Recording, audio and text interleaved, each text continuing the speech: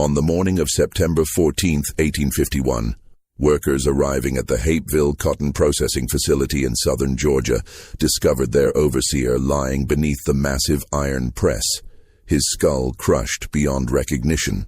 The machine's wheel had been turned exactly 17 times, enough pressure to compress 200 pounds of raw cotton into a single bale, or to reduce a human head to less than 3 inches thick.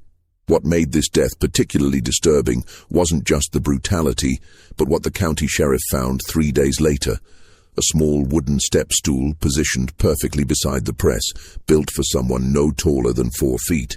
The murder weapon had been operated by a child. But not just any child. According to plantation records discovered in 1923 and immediately sealed by the Georgia Historical Society, the boy responsible had been purchased 8 months earlier for 8 cents, the price of a damaged tool.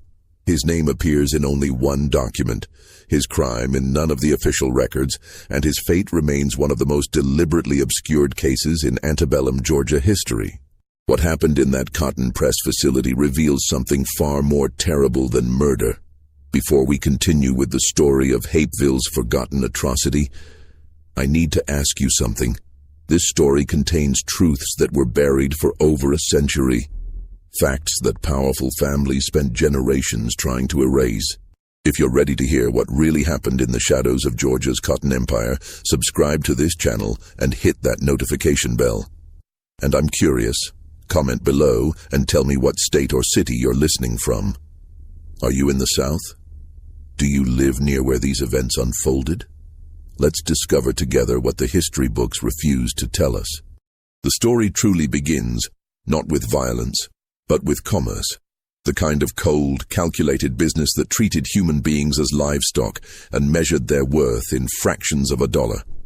Hapeville in 1851 existed as little more than a crossroads, a collection of structures serving the cotton economy that dominated Georgia like a white-flowered plague. The town itself consisted of 23 buildings, 2 churches, 1 general store, a blacksmith shop, and the rest. Homes of plantation owners who spent most of their time at their rural properties, coming to Hapeville only for business transactions or Sunday worship. But the true heart of Hapeville was the cotton facility, a sprawling complex of warehouses and processing equipment where raw cotton from surrounding plantations was compressed, weighed, and prepared for shipment to the textile mills of New England and England. The facility belonged to Cyrus Gantry, a man whose wealth came not from growing cotton, but from handling it, charging plantation owners for processing and storage, taking his percentage from every bale that passed through his machines. Gantry had inherited the business from his father in 1847 and had expanded it considerably, installing new presses imported from Philadelphia and hiring additional workers to handle the increased volume. He was 34 years old in 1851, married with 3 daughters, and considered himself a reasonable man who ran his operation efficiently and profitably. The processing facility operated year-round, but the true frenzy came during harvest season, August through October, when wagon after wagon arrived loaded with raw cotton, and the presses ran from dawn until well past midnight.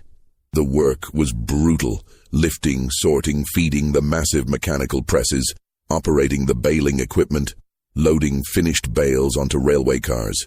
Most of this labor was performed by enslaved men and women, 37 of them owned by Gantry, specifically for the facility's operation. One of Gantry's overseers was Tobias Stroud, a man of 41 years who had worked at the facility for nearly a decade. Stroud was known for his efficiency and his cruelty in equal measure. The enslaved workers feared him more than Gantry himself, and with good reason.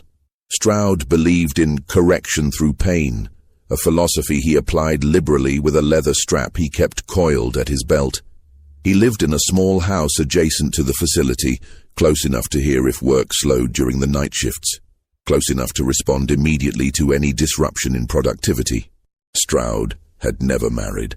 His life was the facility, the machines, the constant rhythm of cotton being transformed from raw bolls into compressed bales worth their weight in gold. He took pride in the numbers, in the efficiency of his operation, in his ability to extract maximum productivity from the workers under his control. He kept meticulous records of every bale processed, every hour worked, every instance of what he called defiance that required correction.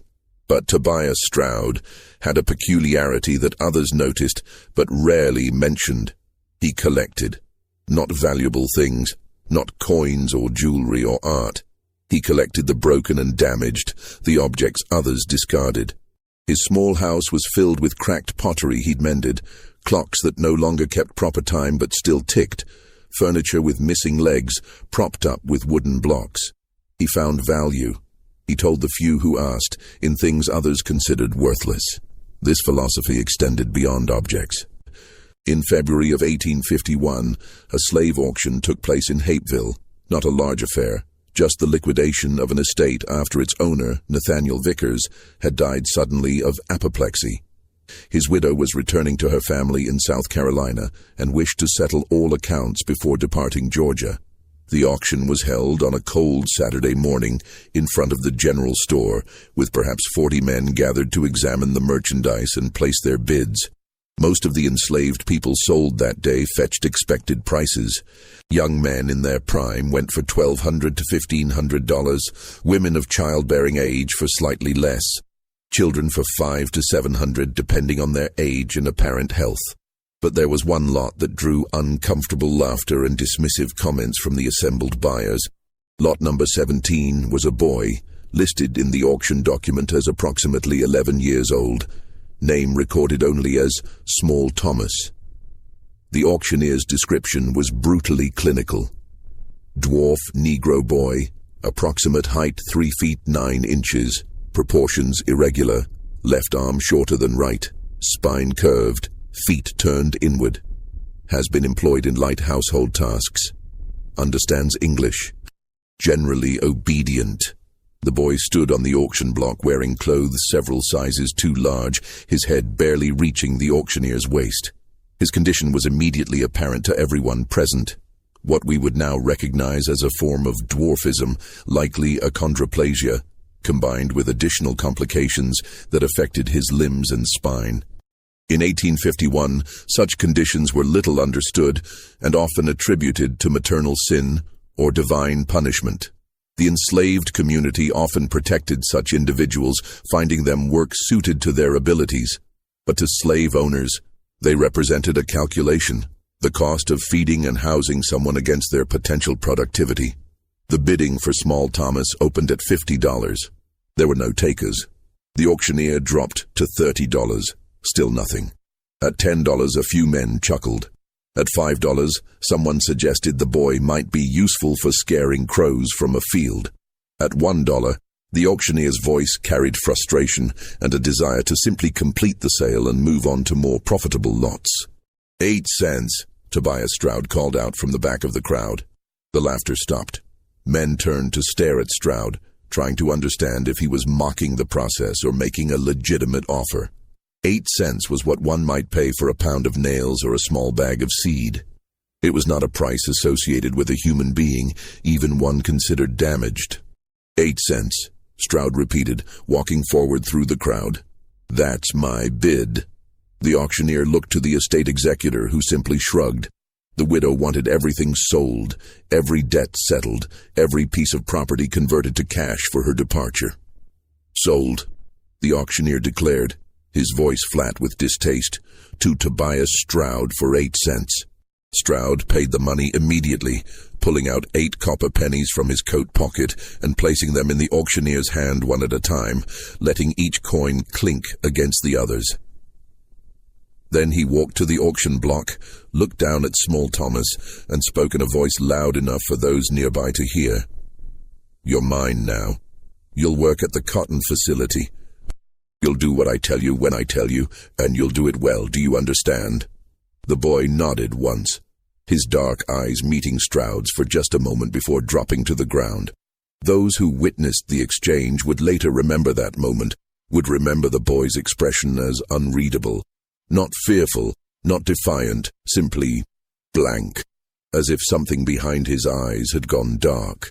Stroud led his new acquisition through the streets of Hapeville, the boy struggling to keep pace with his uneven gait, his twisted feet making each step a visible effort.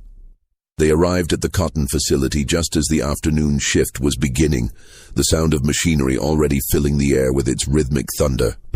"This here is what I paid 8 cents for," Stroud announced to the workers in the main processing area, his hand gripping the boy's shoulder. "But even things bought cheap have use. He's small enough to crawl into spaces you can't reach, to clean under the machines, to fetch tools from tight spots. His fingers work fine, I seen that much. So he'll earn his keep, same as all of you." What Stroud didn't announce, what he kept to himself in those first weeks, was his real motivation for the purchase. Yes, the boy could fit into small spaces. Yes, there was practical value in that. But there was something else. Something that satisfied a need Stroud himself probably didn't fully understand. The ownership of something broken, something he could shape and control absolutely. Something that proved his belief that even the most damaged thing had value, if only you knew how to extract it. Small Thomas was given a corner in the facility's storage barn where other workers slept, provided with a thin blanket and a wooden crate for his few possessions. He was fed the same rations as the others: cornmeal, occasionally salt pork, sometimes molasses. The work began immediately.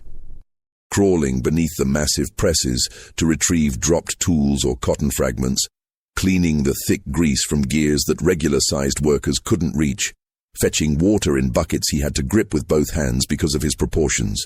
The other enslaved workers showed him kindness when Stroud wasn't watching. A woman named Bess, who cooked for the facility workers, would save him extra portions of food, slipping them to him when she could. An elderly man called Prophet, who maintained the equipment, showed him which machines were most dangerous, which spaces to avoid, how to tell when a press was about to engage its mechanisms. They tried to shelter him, these people who had their own burdens, their own daily struggles for survival. But Tobias Stroud watched everything. In the months that followed, Stroud developed what he called a training program for the boy. It began with simple tasks performed under observation, Stroud timing each one with a pocket watch, recording the results in a small leather notebook he kept. If the boy completed a task in the expected time, he received his full ration that evening. If he failed to meet the standard, the ration was reduced. This was the first level of control: hunger as motivation. The second level came in April, 2 months after the purchase. Stroud had a wooden sign made, crude letters burned into a pine board. 8-cent boy. He hung this sign around Thomas's neck with a leather cord, forcing him to wear it during all working hours. When other enslaved people objected, suggesting it was needlessly cruel even by the standards of the facility, Stroud's response was chilling in its logic. He needs to know his value, so he can appreciate that I'm giving him the chance to prove he's worth more. When he's earned back his purchase price in productivity, I'll take the sign off, not before. By Stroud's calculations, at 8 cents, with the boy's limited capabilities, the sign would remain around his neck for approximately 7 years. This assumed, of course, that the boy survived that long. Many didn't think he would. The work was hard, the conditions harsh, and children, especially those with physical complications, often succumbed to illness, injury, or simple exhaustion. But small Thomas survived. More than that, he adapted. He learned to move through the facility with surprising speed, despite his disability, his uneven gait becoming almost rhythmic as he navigated between machines and workers. He learned which tasks he could perform quickly, which required more time, how to anticipate Stroud's demands before they were voiced. He learned to make himself useful in ways that went beyond Stroud's original intentions, and this, perhaps, was his first mistake, because Tobias Stroud noticed everything. And what he noticed by the summer of 1851 was that the boy he'd purchased for 8 cents was proving to be more valuable than anticipated. Small Thomas could indeed fit into spaces no one else could reach, but he'd also developed an understanding of the machinery itself, how the presses worked, how the gears meshed, which bolts needed tightening, which parts were wearing down and needed attention. Prophet had taught him well, perhaps too well. In late July, during the early phase of the harvest season, a mechanical problem threatened to shut down the main cotton press for several days. One of the drive chains had broken and fallen into the gear mechanism deep inside the press housing, a space too small for any adult to access, too dangerous to disassemble the entire machine when cotton was arriving by the wagon load and plantation owners were demanding quick turnaround. Stroud looked at the problem, looked at small Thomas, and saw his solution. "Boy," he said, his voice carrying that tone of command the enslaved workers knew meant absolute obedience was required. "You're going in there to get that chain. I'll walk you through what you need to do." Prophet had stepped forward then, his old face creased with concern. "Mr. Stroud, sir, that space ain't safe. If someone was to engage the mechanism while he's inside—" "No one's going to engage nothing," Stroud snapped. "I'll be right here watching." Boy goes in, retrieves the chain, comes back out. Simple. It wasn't simple. The space inside the press housing was barely large enough for the boy's body, requiring him to crawl on his stomach through gaps between iron plates and wooden frames, all coated in thick grease and cotton lint. The heat inside was suffocating, the air thick with oil fumes. And everywhere, just inches from his body, were the massive gears and plates that, if activated, would crush him instantly. But small Thomas crawled inside. Following Stroud's shouted instructions, he worked for nearly an hour in that mechanical darkness, his twisted hands fumbling with the heavy chain, trying to work it free from where it had lodged. The other workers stood in absolute silence, barely breathing, listening to the sounds of metal scraping metal, the boy's labored breathing, Stroud's voice directing every movement. When small Thomas finally emerged, covered in black grease, the chain clutched in his hands, dragging it behind him like a prisoner's shackle. Something had changed in his expression. The blankness was still there, but underneath it, those who looked closely might have seen something else, a calculation, an awareness, a kind of knowledge that came from spending an hour inches away from the machinery that could end his life with a single lever pull. Stroud had taken the chain, examined it, then looked down at the boy. "See? You're worth more than 8 cents after all. Keep proving it, and maybe that sign comes off sooner than I thought." But he didn't remove the sign. Not then. Not in the weeks that followed, even as the boy continued to prove useful, continued to perform tasks others couldn't, continued to crawl into dangerous spaces to retrieve dropped tools or clear jammed mechanisms. The sign remained, a constant reminder. 8 cents. That's what you are. That's all you'll ever be unless I decide otherwise. By early September, the harvest season was at its peak. The facility operated around the clock, with workers sleeping in shifts, the machines never stopping, the smell of cotton and sweat and machine oil creating a fog that hung over Hapeville like morning mist. Stroud himself barely slept, moving through the facility at all hours, checking productivity, demanding faster work, using his leather strap when he felt workers were slowing down. Small Thomas had been assigned to the night shift, working from sunset until dawn, primarily maintaining the area around the main press where Stroud himself usually stationed during the busiest hours. The boy would fetch water, clean the work area, remove cotton debris, and, increasingly, be called upon to make minor adjustments to the machinery when something seemed off. It was during these night shifts, when the facility was lit only by oil lanterns and the work took on a hypnotic, exhausting rhythm, that the other workers noticed small Thomas watching the press. Not just glancing at it, but studying it with an intensity that seemed unusual for someone so young. He would stand in the shadows, his small form barely visible, his eyes tracking the movement of the great iron plates, the turning of the screw mechanism, the way the pressure built slowly and then released over and over all night long. Prophet had noticed. On a break one night in early September, he'd pulled the boy aside, speaking quietly in the dialect of the enslaved, words that could be passed off as harmless if overheard, but carried meaning to those who understood. "Child, you got to be careful what you think about. Some thoughts, they grow like poison oak. Start small, but they spread. Cover everything. Choke out what's good." Small Thomas had looked up at him, and for just a moment the blankness had cracked. "How much pressure it take?" the boy had asked, his voice soft, the first words Prophet had heard him speak in weeks. To crush cotton down to a bale? Prophet's blood had gone cold. "More than you want to know about. More than you should be thinking about." "Just wondering," the boy had said, and the blankness had returned, smooth as water over stones. 3 days later, on the morning of September 14th, 1851, Tobias Stroud was found dead beneath the main cotton press. The discovery came at dawn, when the morning shift workers arrived to relieve those who'd worked through the night. The facility should have been full of activity, but instead they found an unusual silence. The main press had been shut down, its massive mechanism frozen mid-cycle. Oil lamps still burned at their stations, casting flickering shadows across walls stained with years of cotton dust.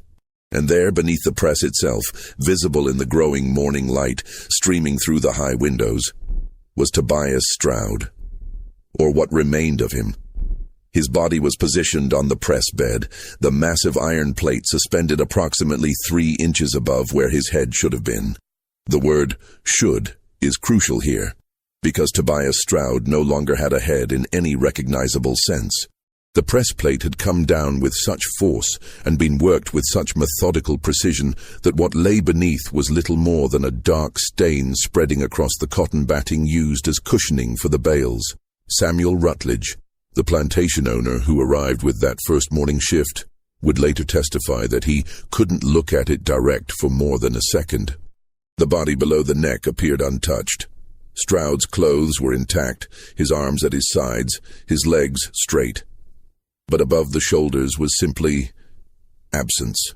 The iron plate rested on the press bed itself, with perhaps half an inch of organic matter spread between metal and wood, compressed with such thoroughness that nothing remained in 3 dimensions. What made the scene even more disturbing was its precision. This was not a clumsy accident, not someone caught by surprise when machinery engaged unexpectedly. The press had been operated with care, with knowledge, with an understanding of exactly how many turns of the great wheel were needed to achieve complete compression. Someone had positioned Stroud on the press bed, whether through force, unconsciousness, or deception wasn't immediately clear, and then had worked the mechanism with deliberate intent.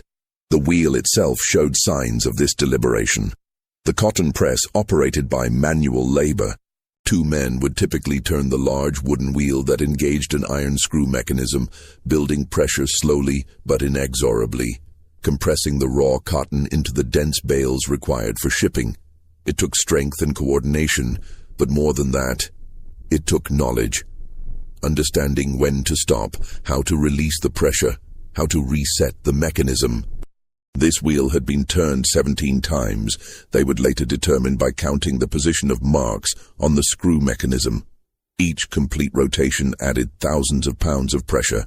After 10 rotations, cotton was compressed to half its original volume. After 15, it became dense as hardwood, the fibers crushed together into something barely resembling the soft bolls that had arrived from the fields. After 17 rotations, the pressure was sufficient to drive every ounce of air, every drop of moisture, every hint of softness from whatever was caught beneath that iron plate. But here was the detail that would obsess the investigation. The wheel was positioned nearly 8 feet off the ground, its handles designed for men of average height to grip and turn with their full body weight. How had someone short enough to require a step stool managed to apply the force necessary to turn it 17 times? The answer was found 3 feet from the press. A wooden step stool, carefully constructed from scrap lumber, its surface showing scuff marks and indentations consistent with someone standing on it repeatedly, shifting their weight, using it as a platform to reach the wheel handles. But this stool was built low, barely 15 inches high. Whoever had used it to operate the press stood no taller than 4 feet. Sheriff Edmund Howell arrived at the facility within an hour of the body's discovery. Howell was 60 years old, a veteran of frontier law enforcement who'd seen violence in many forms during his decades serving Georgia's rural counties. But even he, according to his report filed with the county clerk, found the scene to present circumstances most disturbing to contemplate. His initial assessment focused on the obvious questions. Who had been working the night shift? Where were those workers now? Who had access to the facility during the hours when this must have occurred? The answers came quickly, but they brought more questions. The night shift had consisted of 12 enslaved workers, supervised by Tobias Stroud himself. This was standard during harvest season. Stroud often took night supervision personally, believing the workers needed his presence to maintain productivity during the exhausting overnight hours. According to the workers now being questioned, Stroud had been alive and active until approximately 3 in the morning, when he'd made his usual rounds of the facility, checking each station, noting productivity in his leather notebook. After that point, accounts grew hazier. The work was hypnotic, exhausting, the kind that made time stretch and contract strangely. Men would work for what felt like an hour, and discover only 20 minutes had passed. Or the reverse, in the flickering lamplight, with the constant noise of machinery, the counting of bales, the rhythmic movements of labor, it was entirely possible for someone to disappear for an hour without being immediately missed. What the workers could confirm was that Small Thomas, and this is when the sheriff first learned about the 8-cent purchase, the sign still found lying near the boy's sleeping corner, had been assigned to the main press area that night. His job was to keep the area clean, to fetch water for the men operating the press, to clear cotton debris, to assist with minor mechanical issues. "Where is this boy now?" Sheriff Howell had asked. No one knew. His sleeping corner in the storage barn was empty. His blanket was folded neatly, the wooden sign with 8-cent boy burned into it lying on top of the crate that held his few possessions. A tin cup, a worn shirt too large for his frame, a small smooth river stone that Prophet said the boy had found and kept for reasons unknown. The search began immediately. 20 men spread through Hapeville and the surrounding countryside, checking barns, searching wooded areas, questioning anyone who might have seen a small boy traveling alone. In 1851 Georgia, an enslaved person moving without papers, without permission, without a white person's authorization, was immediately suspect. And a child with obvious physical disabilities would be even more noticeable, unable to blend into a crowd or move quickly through terrain. But Small Thomas had vanished as completely as if the earth had swallowed him. While the search continued, Sheriff Howell examined the crime scene with increasing unease. The more he studied it, the less it made sense. The positioning of Stroud's body suggested he'd either been unconscious when placed on the press or had been somehow convinced to lie there voluntarily. But why would Stroud, a man known for his suspicion and control, allow himself to be placed in such a vulnerable position? The press mechanism showed signs of careful operation. This wasn't frantic or panicked work. Someone had taken their time, had turned that wheel slowly and methodically, had likely watched as the pressure built, as the iron plate descended, as Tobias Stroud's life ended in what must have been both instantaneous and eternal.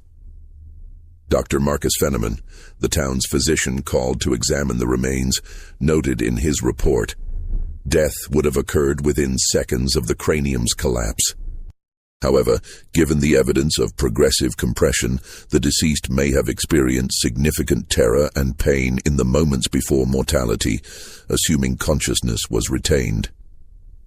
The precision of the injury suggests deliberate intent rather than accidental engagement of machinery. On the second day after the discovery, Prophet was brought in for extended questioning. As the enslaved worker with the most knowledge of the machinery and the closest thing to a relationship with Small Thomas, he was considered a crucial witness.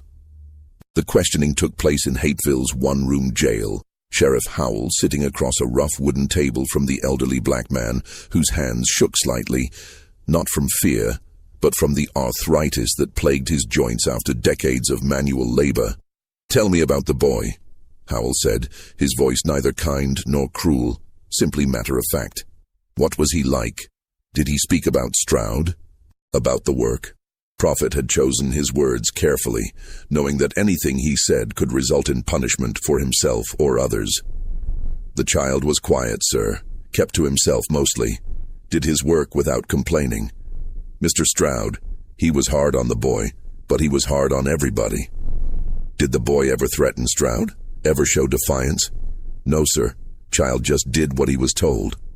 Wore that sign around his neck every day without a word of complaint. But you taught him about the machines. Howell pressed. You showed him how they worked. Prophet had felt the trap closing. Yes, sir. So he'd know how to stay safe. So he wouldn't get hurt doing the jobs Mr. Stroud gave him. Those machines, they'll kill you quick if you don't understand them. So he understood them well enough to operate them.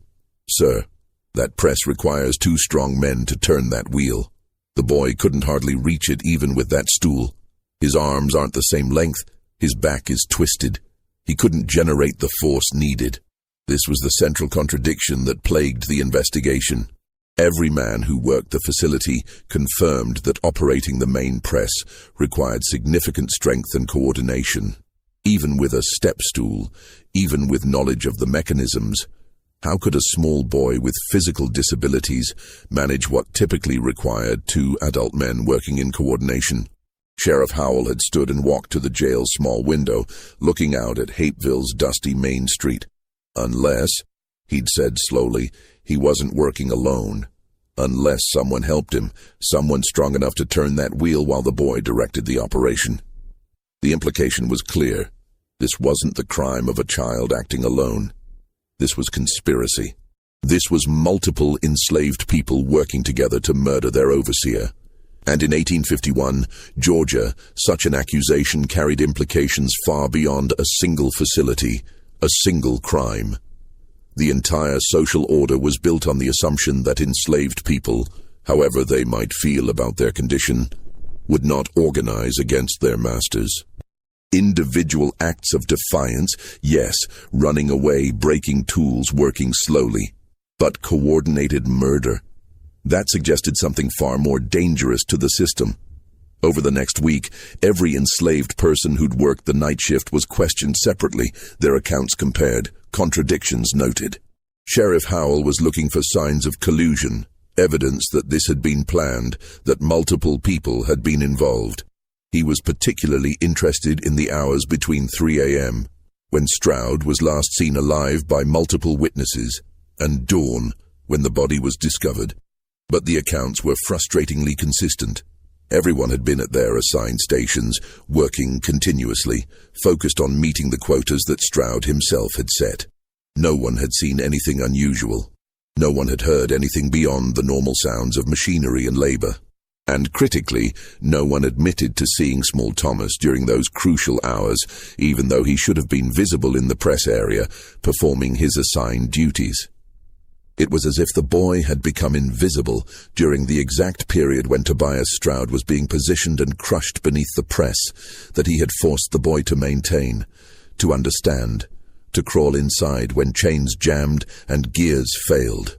The sign, that wooden board with 8-cent boy burned into it, became a focal point of speculation. It had been found in the boy's sleeping area, removed from around his neck at some point during that last night. Had he taken it off himself? Had someone else removed it? And what, if anything, did that signify? Bess, the woman who cooked for the facility workers, was questioned about the boy's state of mind in the days before the murder. She described him as unchanged, quiet, withdrawn, obedient. But when pressed about whether he'd shown any signs of planning something, any indication of anger or resentment, she'd said something that made Sheriff Howell's blood run cold. That child never showed anger, sir. Never saw him cry, neither. He was like a bucket with all the water drained out. Just empty. But he watched things. Watched the machines, mostly. Studied them like some men study scripture. Like he was looking for answers in all those gears and wheels and plates. Answers to what? Howell had asked. How things work, I suppose. How pressure builds.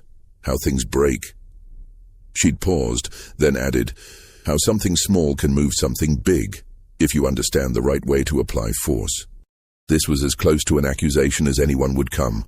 The code was clear. Bess was telling him without saying it directly that the boy had been planning something, studying the machinery not to maintain it, but to understand it as a weapon. But where was he now? How had a child with a distinctive appearance and physical limitations vanished so completely in a rural county where everyone knew everyone, where strangers were immediately noted, where the enslaved population was constantly monitored? The search expanded. Notices were posted in surrounding counties. Slave catchers were hired to scour the woods and back roads. The reward for his capture started at $10, more than 100 times what Tobias Stroud had paid for him, and eventually rose to $50 as the days passed without any sign of the boy. And then, on September 22nd, 8 days after the murder, a discovery was made that changed everything. A farmer named Josiah Teague, working his land roughly 8 miles northeast of Hapeville, found something unusual while clearing brush near Redemption Creek, a shallow waterway that wound through the county before joining larger rivers that eventually reached the Atlantic. The creek was low due to the summer drought, revealing a sandbar that was normally submerged, and on this sandbar, Teague discovered a set of child-sized footprints preserved in dried mud. But these weren't normal footprints. They were irregular. The left foot turned inward, the right appearing to drag slightly, exactly consistent with Small Thomas's documented disability. The prints led from the creek bank into the water, then disappeared where the current had presumably carried them away. Following the tracks backward, Teague discovered a small hollow beneath the exposed roots of a massive oak tree, a space barely large enough for a child to crawl into, and inside this hollow, the torn remnants of a shirt, definitely too large for whoever had worn it, and a single copper penny pressed into the soft earth as if someone had clutched it tightly before letting it fall. Sheriff Howell arrived at the site within hours, bringing Prophet with him to confirm the significance of what had been found. The old man had examined the footprints carefully, his face impassive, then confirmed what Howell already suspected. "That's the boy's walking pattern, sir. Can't be nobody else." The timeline that emerged was chilling in its implications. The tracks and the hollow suggested that Small Thomas had reached this location sometime during the night of the murder or early the following morning, a distance of 8 miles from Hapeville, covered by a child with severe mobility limitations, moving through darkness across unfamiliar terrain. But the tracks led into the creek and disappeared. Had the boy drowned, his body swept downstream by the current? It was the most logical conclusion, one that Sheriff Howell began to embrace almost immediately. A child fleeing in panic, without understanding the danger of the creek, wading in too deep, swept away by water that appeared calm but hid dangerous undercurrents. Yet something about this conclusion troubled those who knew the creek. Redemption Creek was shallow. Even at its deepest point in the spring floods, it barely reached 5 feet. During the September drought, it was more like 2 or 3 feet, hardly enough to pose a serious threat even to a small child. And the current, while present, was gentle enough that drowning seemed unlikely. An alternative theory emerged. Perhaps the boy had used the creek deliberately, wading through shallow water to hide his scent from tracking dogs, then emerging somewhere downstream where his tracks wouldn't be found. It was a level of calculation that seemed beyond a child's capabilities, yet the evidence supported it. The copper penny troubled Sheriff Howell most. Why would someone fleeing for their life pause to leave a coin pressed into the earth? Was it dropped accidentally, or placed intentionally? And if intentionally, what did it signify? When Howell showed the penny to Cyrus Gantry, the facility owner's face had gone pale. He'd recognized it immediately, not the specific coin, but its significance. Stroud paid 8 pennies for that boy. 8 cents. He used to mock him about it, tell him he wasn't worth more than pocket change. Gantry's hands had shaken slightly as he held the coin. Do you think the boy left this as some kind of message? Like he was returning what he was bought for? It was a disturbing thought, one that suggested premeditation, symbolic thinking, a level of consciousness about his own commodification that made the crime feel less like panic and more like statement. A child capable of that kind of abstract revenge was a child who had been thinking, planning, calculating for months.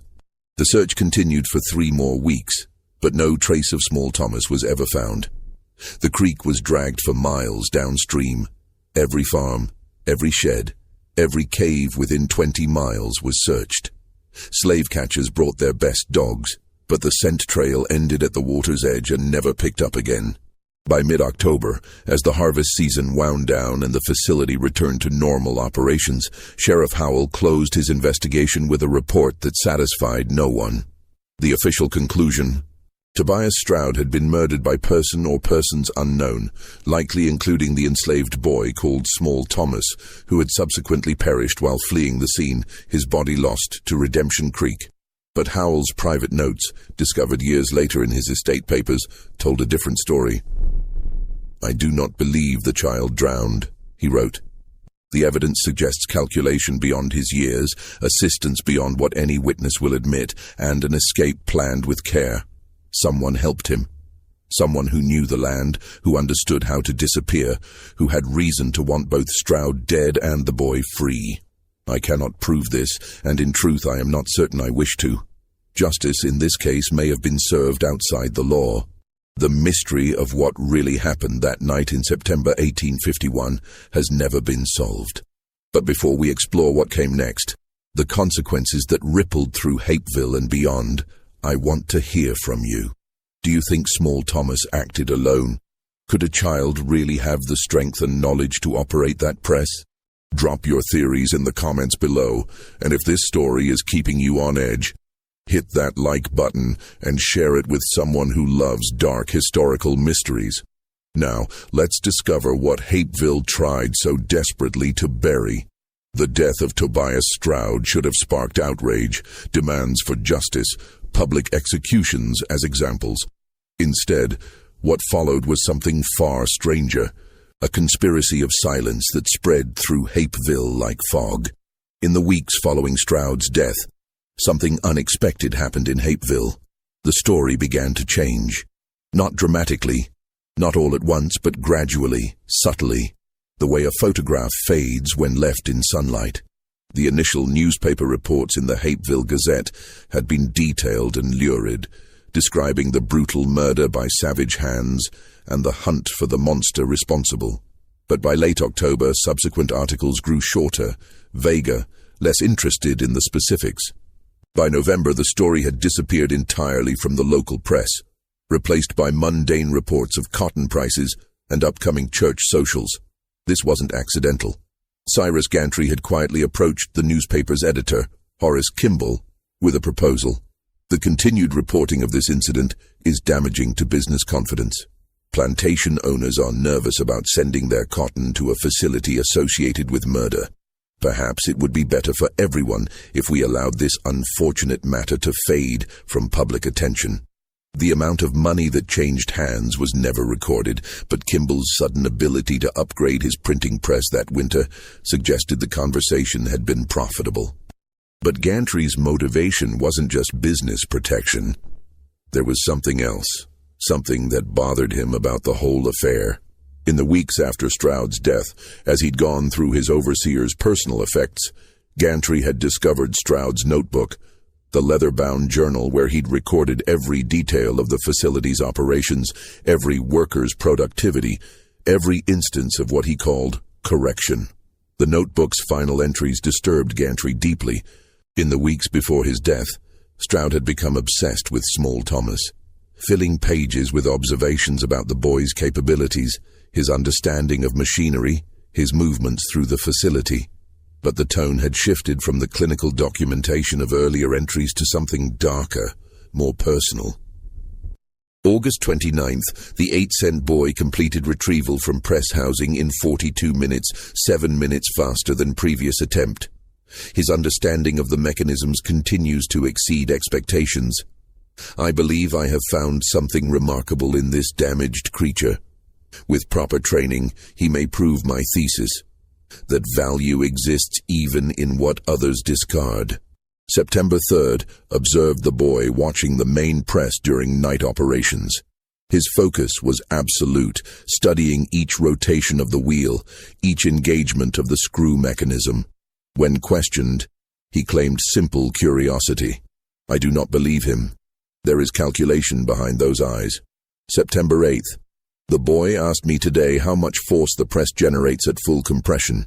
I told him enough to compact 500 pounds of cotton into a 200-pound bale. He nodded and said nothing more, but I saw him counting on his fingers afterward, doing arithmetic in his head. What is he calculating? The final entry was dated September 13th, the night before Stroud's death. I have made a decision regarding the 8-cent boy. His productivity has exceeded all expectations. Tomorrow, I will remove the sign from his neck and inform him that he has earned back his purchase price through his labor. I believe this will provide motivation for continued excellence. Perhaps I will even teach him to read and write. A damaged tool, properly maintained, can serve for years. Gantry had stared at that final entry for a long time, trying to understand its implications. Stroud had planned to free the boy from the humiliation of that sign, had planned to reward him, had perhaps even planned to treat him with something approaching kindness. And yet the very next night, Stroud was dead beneath the press, and the boy had vanished. Had Small Thomas known about Stroud's intention? Had someone told him, thinking it would be welcome news? And if so, why would he choose that exact night to commit murder, when his situation was about to improve? Unless the boy hadn't believed it. Unless 8 months of degradation, of being valued at less than a pound of nails, of wearing that sign every day while performing the most dangerous and demeaning work. Unless all of that had created a debt that couldn't be forgiven with a simple gesture of mercy. Unless the damage went deeper than Stroud had ever understood. Gantry had burned the notebook. He told no one about its contents, not Sheriff Howell, not his wife, not the other facility owners. He simply fed it page by page into his fireplace one cold November evening and watched Tobias Stroud's careful observations turn to ash. Meanwhile, the enslaved workers at the facility had developed their own understanding of what had happened, one they shared only among themselves in the careful coded language of the oppressed. Prophet, in the months before his own death in 1853, would tell the story to younger workers, always in whispers, always with the warning that some truths are too heavy to carry in daylight. According to this version, passed down through generations, never written, never confirmed, Small Thomas hadn't acted alone that night. He'd had help, but not in the way Sheriff Howell had suspected. The help hadn't come in operating the press or subduing Stroud. It had come in the form of opportunity and silence. The story went that Stroud, in the early morning hours of September 14th, had discovered a mechanical problem with the main press, not unusual during the intense harvest season. He'd called for Small Thomas to examine it, as he often did, valuing the boy's small size and growing mechanical knowledge. What Stroud hadn't known was that the problem had been created deliberately. A bolt loosened just enough to cause a vibration in the mechanism, noticeable to someone as obsessive about his machinery as Stroud. While Stroud bent over the press bed, examining the source of the problem with a lantern, explaining what he was looking for, the boy had simply acted. A push wasn't needed. Stroud was already in position. What was needed was the wheel. And here was where the story became almost mythical in its telling. The boy had used Stroud's own body weight. The press wheel had a release mechanism, a lever that, when pulled, would cause the iron plate to drop suddenly by several inches before catching on a lower gear. It was a safety feature, designed to quickly release pressure if something went wrong. Small Thomas had pulled that lever while Stroud's head was beneath the plate, and the initial drop, perhaps 6 inches, had been enough to stun him, to pin him, to make resistance impossible. After that, turning the wheel hadn't required 2 men's strength. It had required only time, patience, and the mechanical advantage of the step stool the boy had built over weeks from scrap lumber, hidden in plain sight among the facility's clutter. 17 turns. Approximately an hour of work, turning the wheel a quarter rotation at a time, resting, turning again, each rotation adding pressure, each adding inevitability. And the other workers? They had heard nothing unusual because the sound of the press operating was normal. They had seen nothing because they had practiced the most essential survival skill of the enslaved, the ability to not see what might get them killed for witnessing. When questioned later, they spoke truth. They had been at their stations working. They simply failed to mention that they had deliberately never looked toward the main press during those crucial hours, had deliberately focused on their own tasks with unusual intensity, had created a circle of willful blindness that allowed what needed to happen to happen. This version of events explained much: the precision of the crime, the lack of struggle, the boy's escape. But it also raised darker questions. If the other workers had known, had participated through their silence, had created the opportunity, did that make them accomplices to murder? Or was their inaction simply another form of survival in a system where resistance could mean death? By the spring of 1852, Hapeville had largely moved past the Stroud incident. The cotton facility continued operations under new management. The harvest that year was strong, and profits were good. Cyrus Gantry had hired a new overseer, a man named Duncan Talbot, who was known for being firm but fair, or at least as fair as the system allowed. But something had changed in the facility's atmosphere, something the enslaved workers felt but couldn't quite articulate. There was a sense of possibility now, a tiny crack in the absolute power that had governed their lives. Stroud's death had proven something. The system wasn't invulnerable. The masters weren't untouchable. Under the right circumstances, with enough pain, enough cause, enough calculation, resistance was possible. This didn't manifest in open rebellion, nothing so dramatic or suicidal, but in the small acts of daily life. A tool that went missing and was never found. A machine that developed mysterious problems, work that took just a bit longer than it should. Nothing provable, nothing that could be punished, but a general slowing. A quiet resistance that cost Gantry perhaps 5% of his previous productivity. Not enough to be catastrophic, but enough to be noticed. Talbot, the new overseer, was smart enough to recognize what was happening. He'd lived his entire life in the South, understood the delicate balance of coercion and cooperation that made the system function. He knew that Stroud's mistake hadn't been cruelty. Cruelty was expected, built into the system, but rather the personal nature of his cruelty, the way he'd singled out individuals for special humiliation. So Talbot maintained discipline through routine rather than spite, through established rules rather than capricious punishment. He never made anyone wear a sign. He never mocked anyone for their physical appearance. He ran the facility efficiently, profitably, and with the minimum violence necessary to maintain control.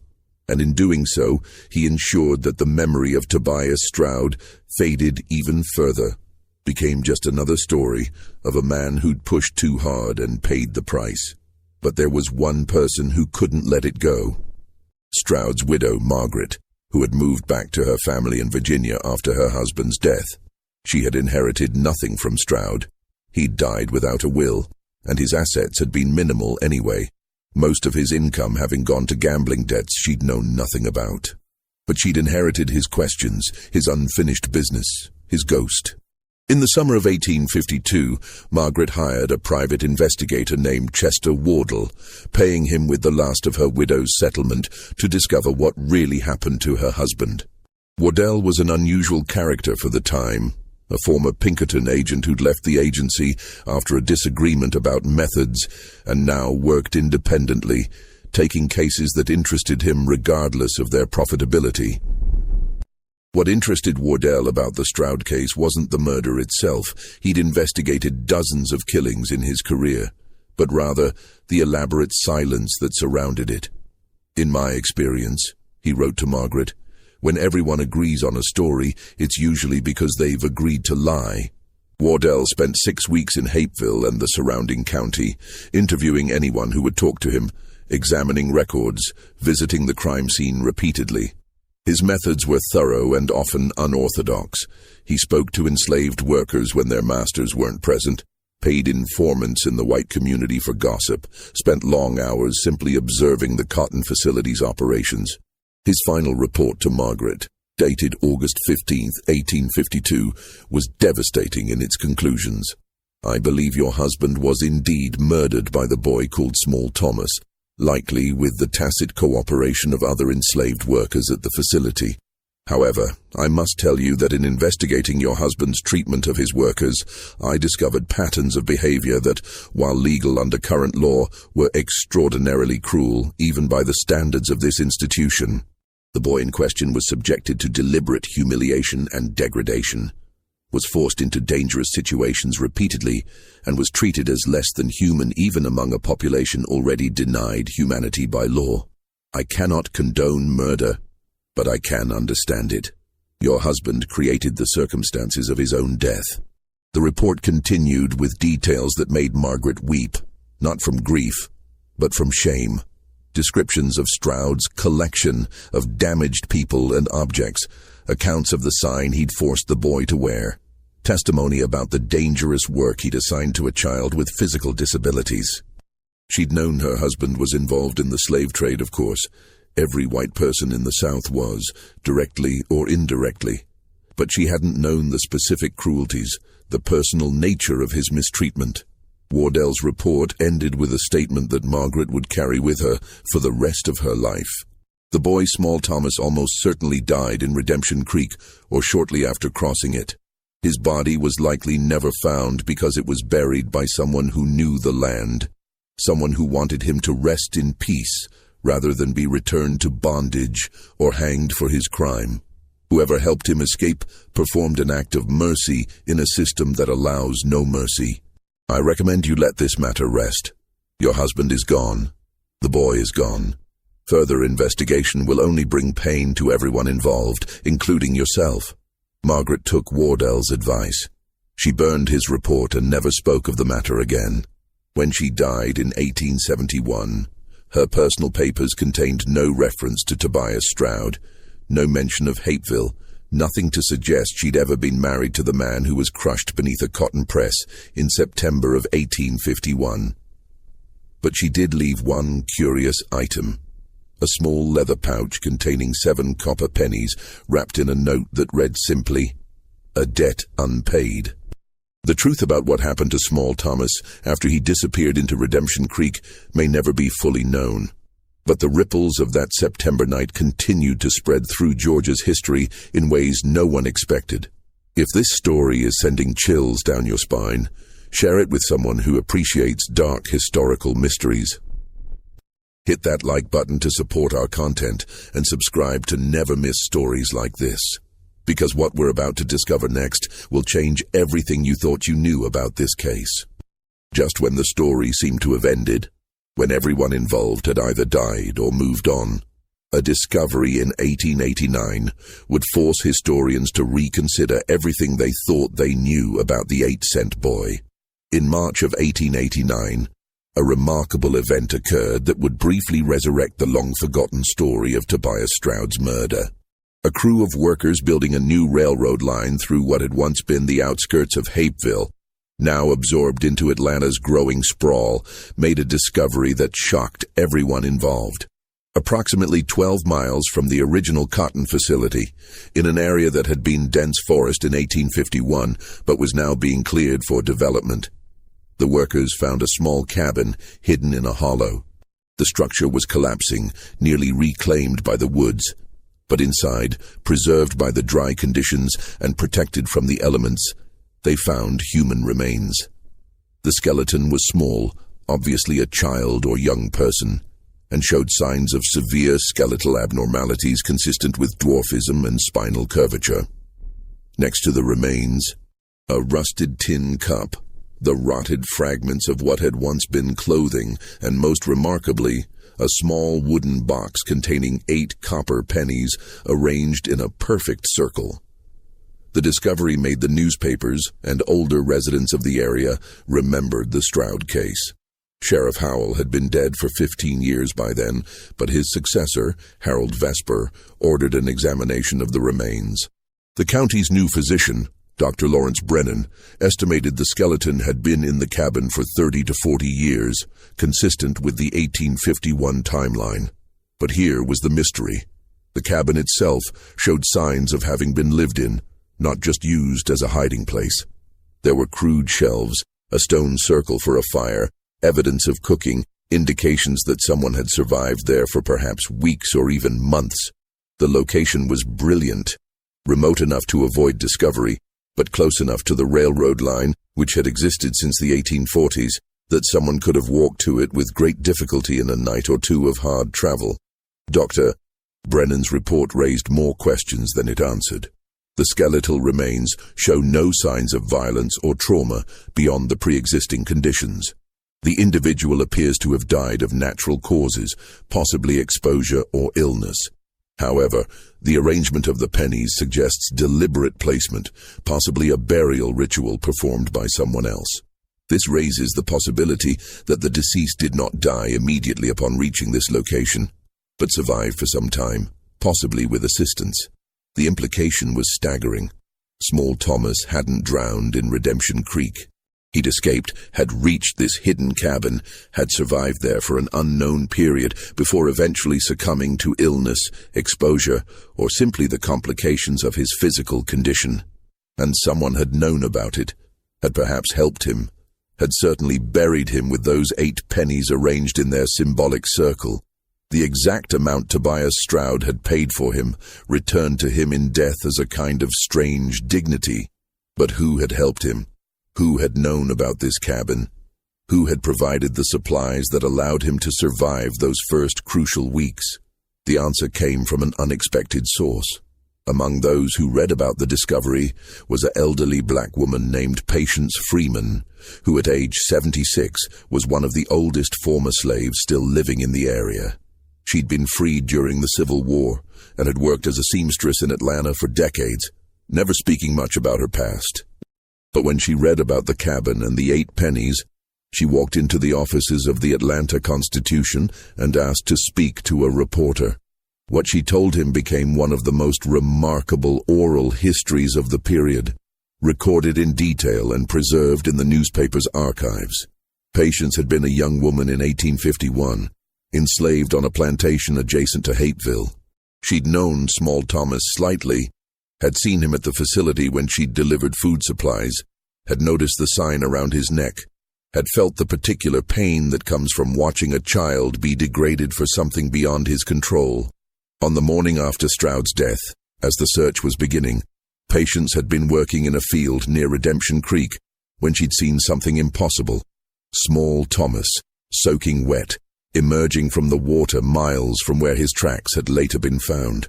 He'd been walking upstream, using the water to hide his scent and trail, moving with painful slowness but with absolute determination. Patience had made a choice in that moment, one that could have gotten her killed or sold away if discovered. She'd hidden the boy in a drainage culvert, covered him with brush, and told him to wait. Then she'd returned to her work, said nothing to anyone, and waited for nightfall.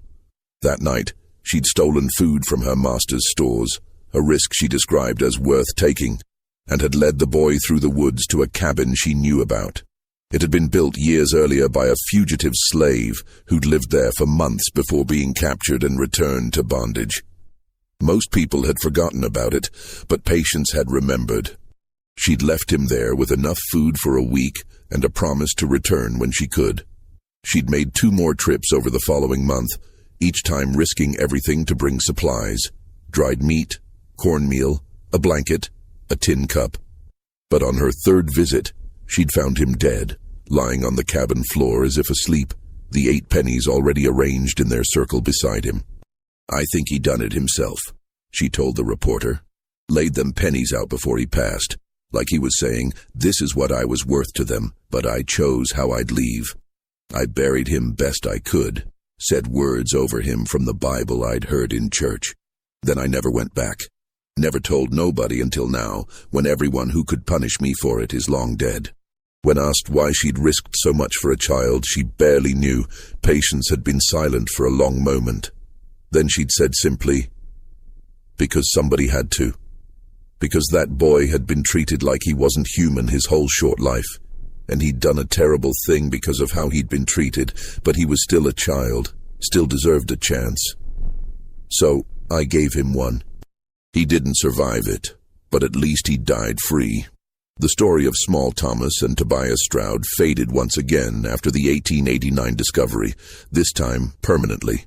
The remains were buried in a pauper's cemetery. The cabin collapsed completely within a few years, and the site was eventually paved over as Atlanta continued its expansion. But the case left a mark on those who studied Georgia's antebellum history. The 8-cent purchase price, so shocking in its callous reduction of a human being to less than the cost of a tool, became a symbol of the dehumanization inherent in the slave system. Scholars debated whether Small Thomas's actions constituted murder or self-defense, whether his crime was justified by the cruelty he'd endured, whether a system that valued him at 8 cents had any moral authority to judge his response to that valuation.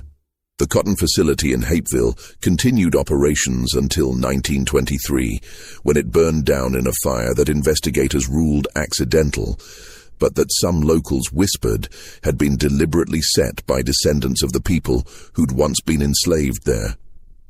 The site was never rebuilt. Today it's a parking lot, unmarked and unremarkable, with no historical marker to indicate what happened there in September of 1851.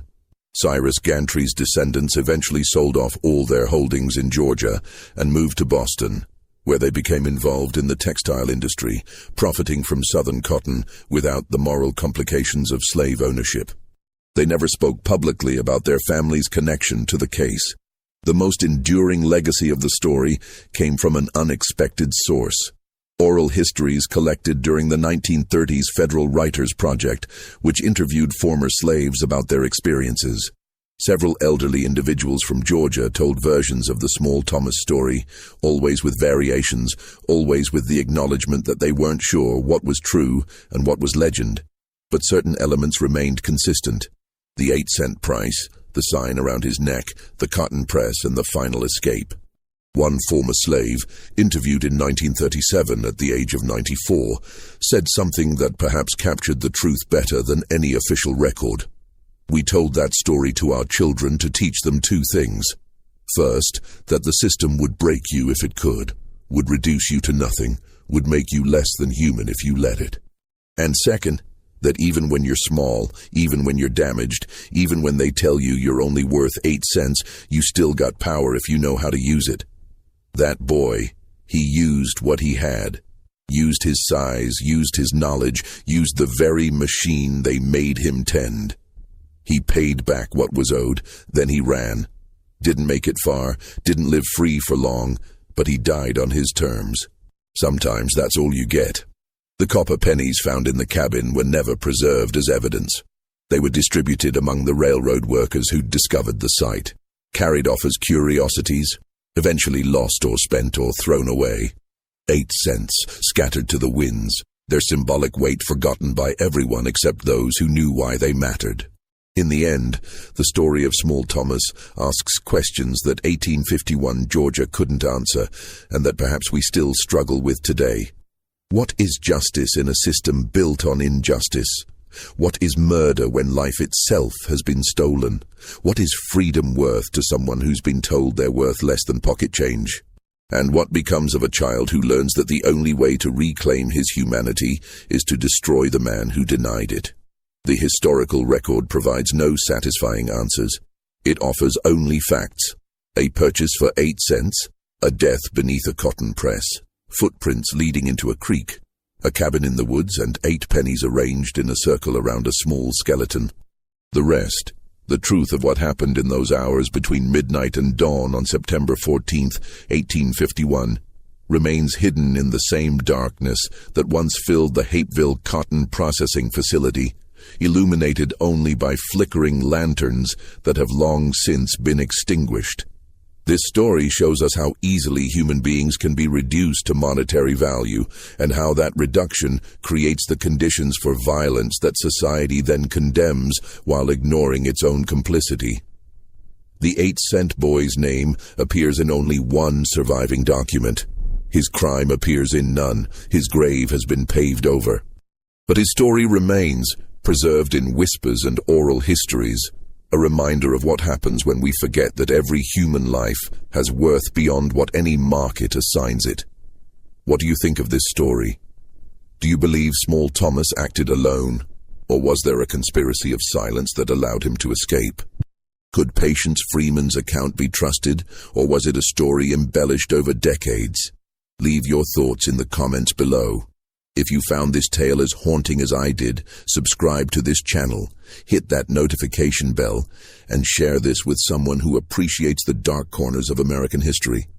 These are the stories they didn't teach in school, the truths buried beneath official records, the voices that history tried to silence. And we'll keep bringing them to you, one forgotten tale at a time. See you in the next video.